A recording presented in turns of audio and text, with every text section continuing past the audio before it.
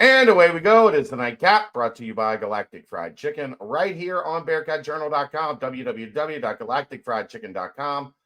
Go to the website, get the app. The app will get you delivery right to your front door, pretty much anywhere inside the 275 loop, or head down to Dayton, Kentucky, Wednesday through Sunday. Tell them to pump it up, save yourself 15% off of that Galactic goodness. All right, Aaron, we got a lot to get to tonight. Yes. No live show tonight, unfortunately, but I'm getting home late. We're recording late. I was at the basketball tip-off dinner tonight, which was outstanding. A ton of guys from the past that were there. It was great to see a bunch of guys that I haven't seen in a while, including somebody that we are going to have on as a guest here in the not too distant future. A couple guys we're going to have as a guest here in the not too distant future. There was a pretty big announcement on the broadcast team, as there's going to be kind of a little bit of a shakeup, at least in the non-conference, with Terry Nelson doing ESPN Plus games through the non-conference, which means the radio gig is open in that window, and there will be a new voice that we have not heard on the radio. None other than former All-American, former Bearcat All-American, first team All-American, Steve Logan. Friend of the show. And we're going to get Lo back on here in the not too distant future as he embarks on a new journey. So congrats to Logan on joining the broadcast team. I believe Terry will go back once the season, or the Big 12 season, starts, because those games on ESPN Plus are staffed by the conference, I believe, and not the school. I think that's how it goes. So, but through the non-conference, you will get a new voice in Steve Logan. So excited for that, and happy for Lo, and looking forward to having him back on. It was the last time we had him on the subathon. I don't know that we even had him on during the subathon. Didn't we? I don't think we did. We had him and Stokes on. I thought we had him on just a show. I could be wrong. I don't know. We've done so many of these. Yeah. The subathon feels like 10 years ago. It feels like a decade ago that we did the subathon and really kicked off this YouTube channel. But thanks to all of you for being here for the past 2+ years that we've been doing this. But so it's great to see a bunch of familiar faces. Chatted it up with Cash and Kevin Johnson, Deontay Vaughn in the house, Anthony McBride, back from CIA duties, back living in town. So and a bunch of the old 70s and 80s guys, and some guys from the national championship team. Really, really cool event for the tip-off dinner tonight at Fifth Third Arena. And our guy, I've been working, Bob Favorite, our guy, was the winner of the bourbon raffle. So he won like 15 bottles of bourbon, and I went over afterwards to Phyllis, and I was like, Bob doesn't need all that bourbon, does he? That'll last him the rest of his life. If he's got a couple extra bottles of really good bourbon that he's looking to dispense, I know somebody that would love to take him up on that.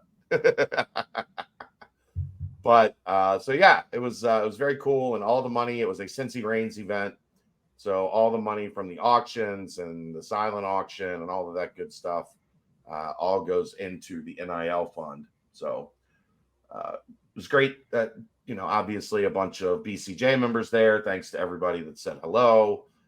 Some folks that just watch these shows every night. So hello to them too. And, go to BearcatJournal.com. Join. Become a member. You'll love it.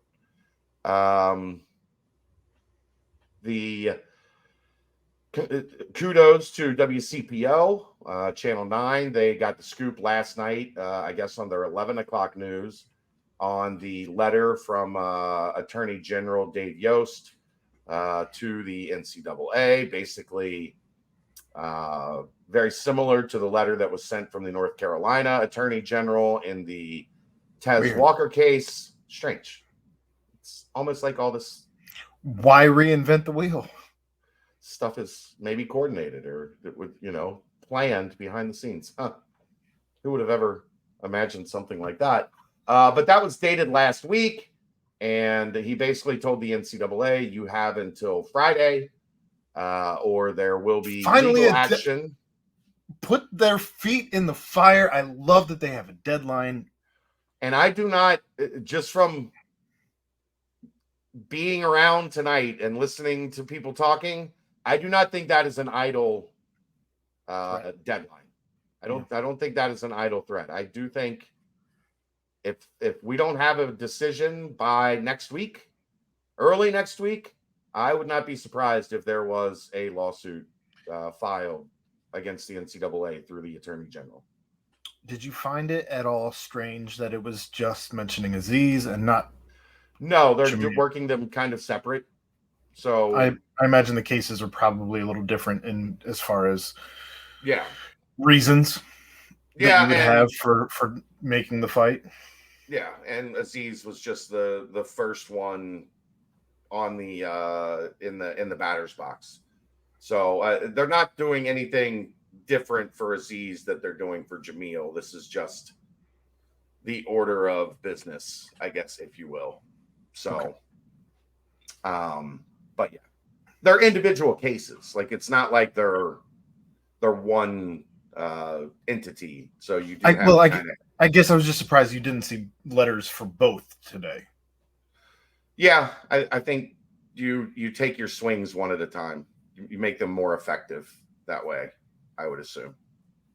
But no, I don't think there's any specific reasoning, like anything out of the ordinary as to why it was Aziz today and not Jamil. But your thoughts? I read the entire letter. I thought that it was fascinating just to see the reasons for it, as he mentioned him being from Senegal and the fact that he doesn't have family here, but the closest thing he has to family is a surrogate family via his longtime girlfriend who's in West Virginia.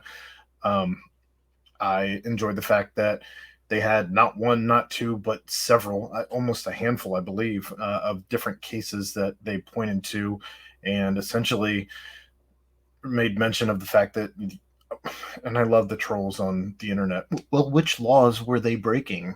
It doesn't matter. That's not how these things work. They know, like, if they really want to get into the nitty gritty of it, I'm sure they're breaking antitrust laws. Like, they're breaking it. Like, you can't treat them as if they're employees and restrict them as if they're employees if they're not employees. Like, that's essentially what it comes down to. But made mention of the fact that you're breaking both state and federal laws. So I don't know. I'm happy to see, because this rule to me is just bullshit. It's coaches trying to control things that they shouldn't actually be in control of, in my opinion. And then creating a loophole because they know what they are creating is illegal, and then getting upset when they don't honor the loophole that they created. They create guidelines for the loophole. You have to do all these things. And if you do all these things, we're still going to tell you no, because we didn't want to create the loophole in the first place. We just knew legally that we had to, but we didn't want to. So we had no intention of granting any of these waivers to begin with. It's the whole thing's stupid, That's especially where we're at. Let kids transfer as they want to transfer. Coaches are free to leave whenever they get their contract bought out and they take another job. So it should be just let it be. If a kid wants to stay, then they'll stay. If they enjoy the culture that you've built, they'll stick around. If they like the NIL money, they'll stick around. There's ways to keep kids now that you didn't have a decade ago, even 5 years ago. And now Right. you have some ways to keep kids around despite a coach leaving.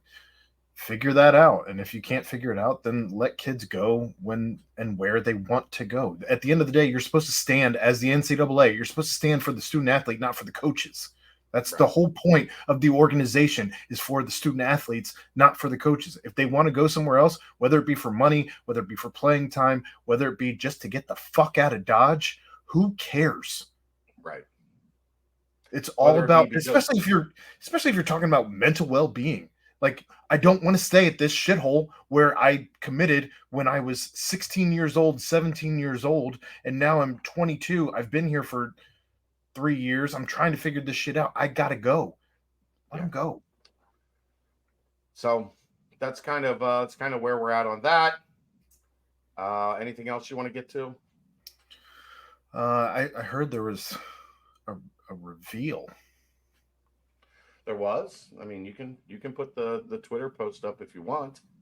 At the end of the tip off dinner, they had a couple guys come out and unveil the new red Cincy version of the Jordan unis for this year. Like I said, they had a bunch of designs, a bunch of irons in the fire, trying to get these things done in short order.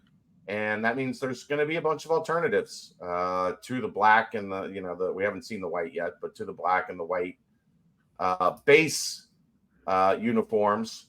And tonight we got to see the red and the script Cincy on the red, which oh, you didn't put mine up? I mean, this is directly from I know. the Bearcats. I like mine better. But anyway. Yours So yeah. Yours isn't a video.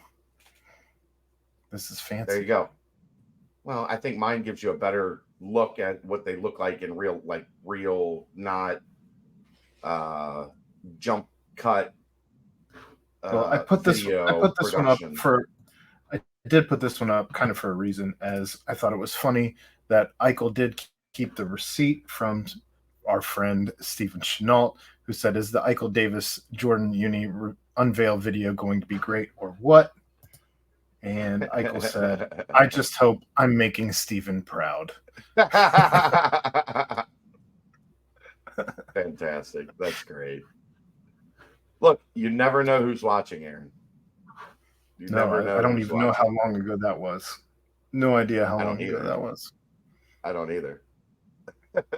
It might have been when they unveiled the black. No, it's been a while because I didn't have this flag in that still. So I don't know. It's been some time. Did you have the Bearcat? I did. The team ticker. So it's been after the team ticker came out. Okay. So yeah, I think they look great. I really, really like them. I thought they looked even better like in person when you had a chance to just like get a look at what they look like naturally on the players. So yeah, it was that was a nice little surprise at the end. Yeah. Are you ready to do our thing? Let's do the thing. All right, it is time for 3 keys to victory. As Cincinnati travels to Stillwater to take on Oklahoma State on Saturday, 8 p.m. Remember, Holy Grail Watch Party. Come down, join us at the Banks. It should be a wild one.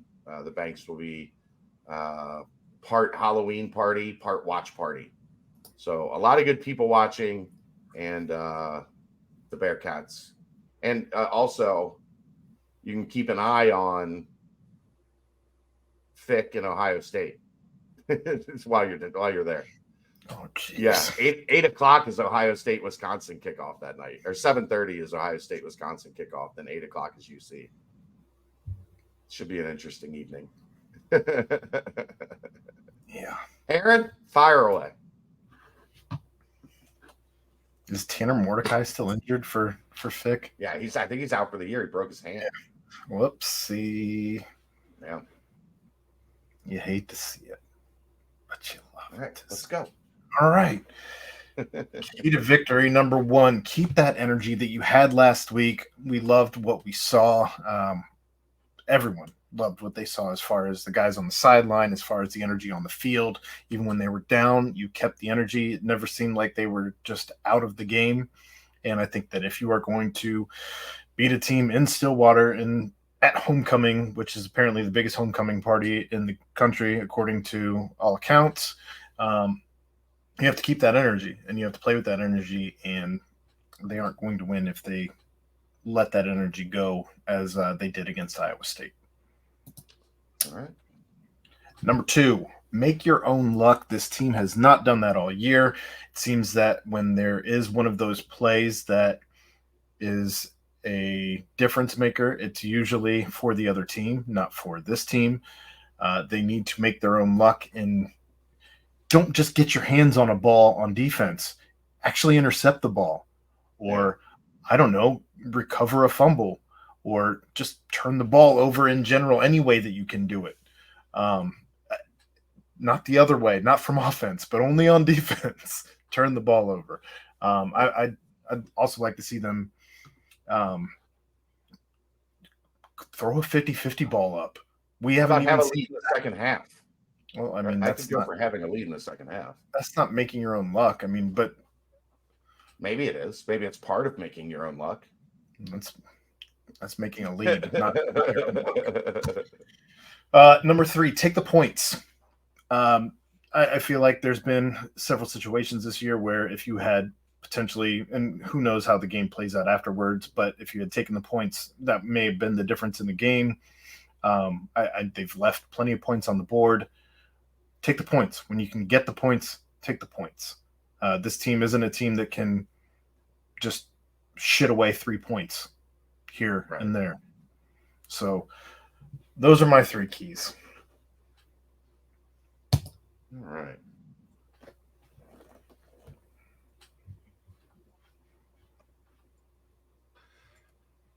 Stop the run.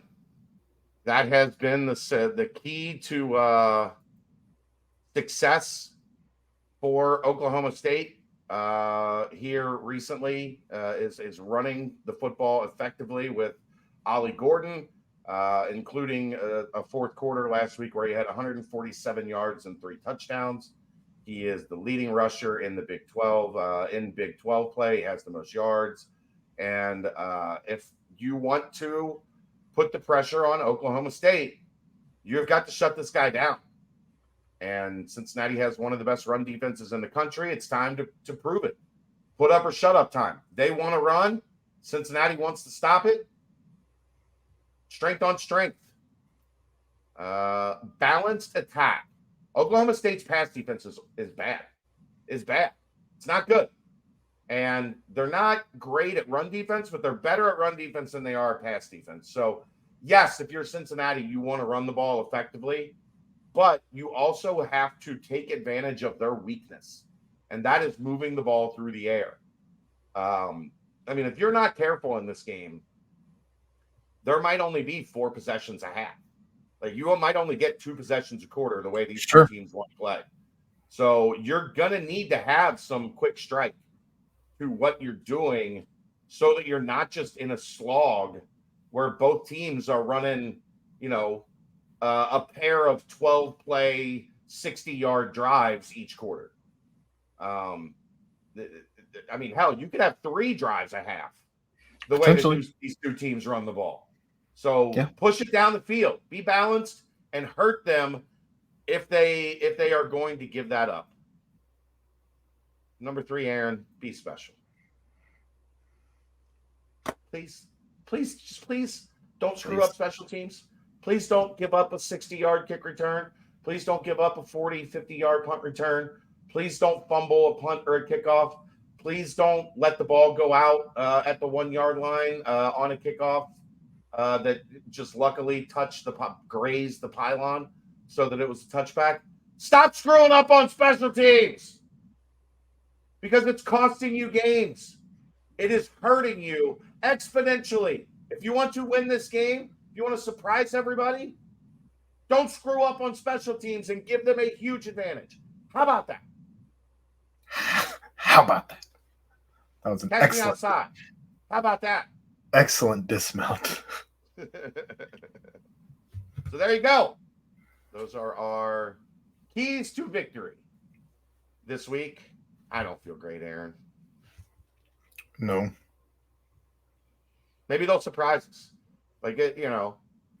Other than Oklahoma, I think we felt pretty good going into these games. Keegan was right on Iowa State, and he has similar fears on this one. But we've been pretty close in like how we have felt they matched up. So maybe now that we feel terrible about it, they'll surprise us. I don't know. I'm looking for any angle I can get, bro. I don't know. I mean, even a blind squirrel finds a nut every once in a while, so I'd be totally all right if they just stumbled into one here, right? How about even a broken clock is right twice a day? There you go. Sometimes you're the bug, sometimes you're the windshield. It'd be nice to be the windshield for once. I'd love to not just out drive a team in yardage. But I want them to have more yards and more time of possession and dominate everything, and the Bearcats win, regardless. Turn the ball over. Don't get a turnover. Turn the ball over. You're telling them to give it to Oklahoma State. Defense, turn the ball over. Yeah, go get some turnovers. We haven't seen those in a long time. 3. Yeah. The whole year, 3. Ugh. It's not great. It's not great, Bob. All right, that's going to wrap it up. We'll see you at the Grail on Saturday. That's the nightcap. Brought to you by Galactic Fried Chicken right here on BearcatJournal.com. See it.